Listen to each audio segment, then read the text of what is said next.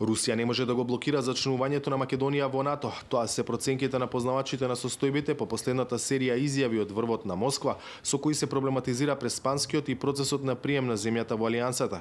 За првиот човек на Евроатлантскиот совет, руската реторика кон Македонија не кореспондира со реалноста, зашто повеќе од 20 години земјава има јасно декларирано дека нејзини цели се членството во НАТО и во Европската унија. Не држи тоа дека се имаше притисок од Западот, присилно Македонија се предели за членство во НАТО и така натаму. Мислам дека тоа е политика која наликува на една пропаганда, нешто да направи во однос на тие тензични ситуации во Македонија и во регионот.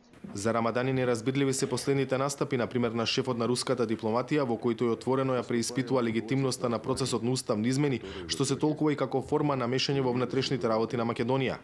Мы задаем вопросы о том, насколько... Прашуваме за легитимноста на процесот и за тоа до која мерка тој се темели на желбата за консензус меѓу Атина и Скопје или пак е само желба на САД да ги втурнат сите земји од Балканот во НАТО, што е можно побрзо и со тоа да се стави крај на руското влијание во регионот.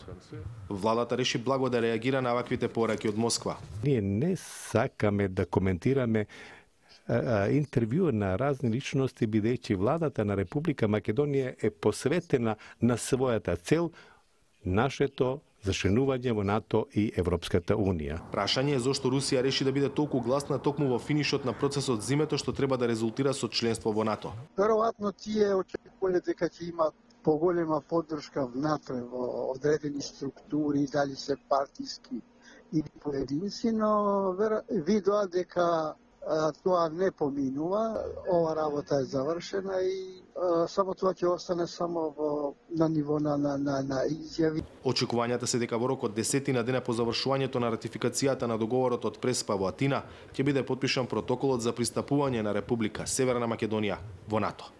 За Гласот на Америка од Скопје, Владимир Мирчевски.